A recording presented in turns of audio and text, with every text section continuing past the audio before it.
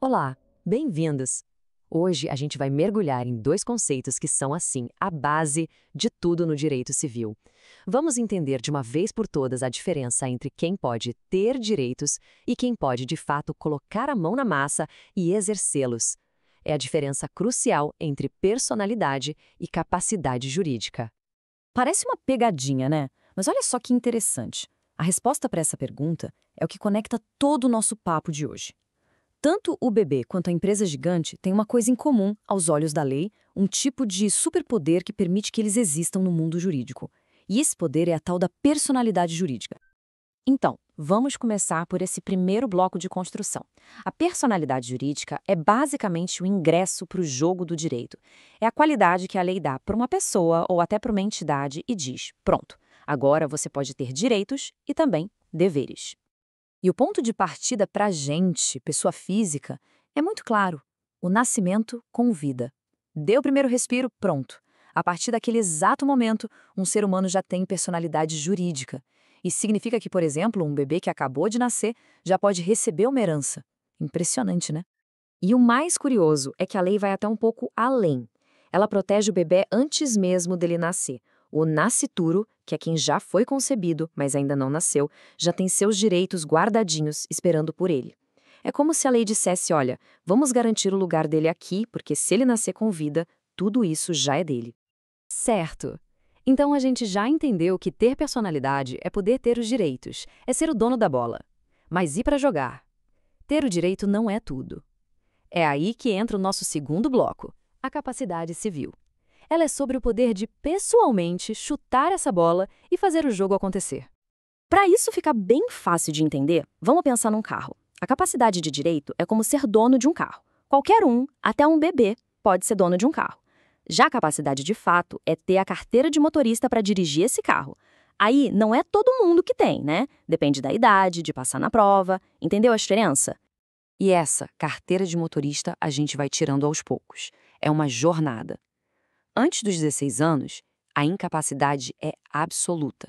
Ou seja, a pessoa precisa que um responsável, como os pais, faça tudo por ela.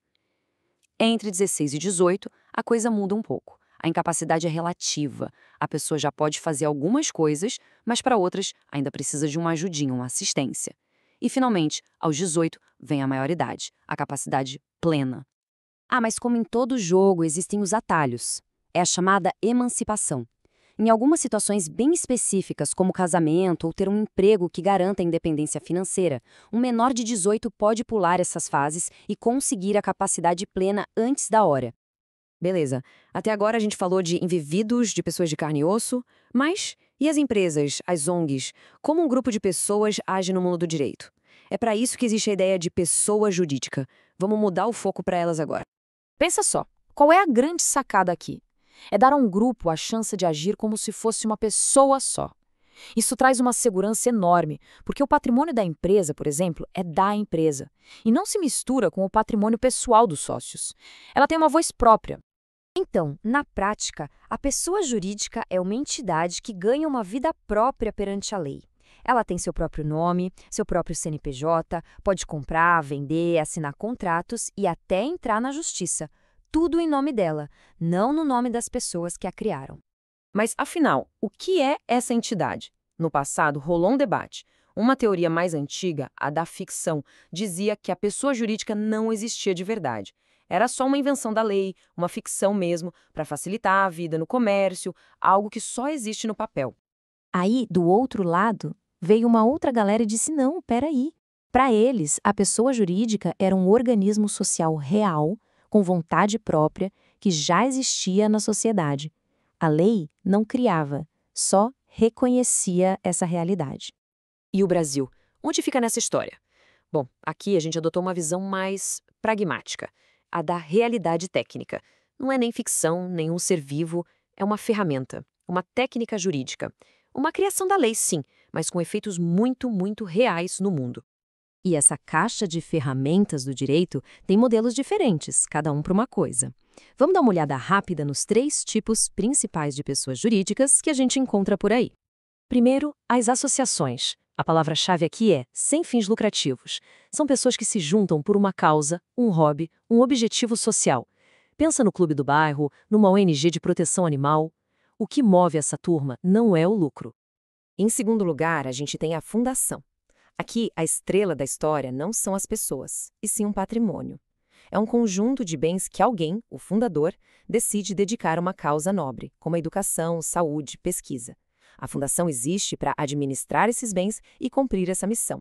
E por último, mas não menos importante, as sociedades. Aqui sim, o objetivo é econômico, o foco é o lucro. É quando pessoas se juntam, colocam bens ou trabalho para tocar uma atividade e, no final, dividir os resultados.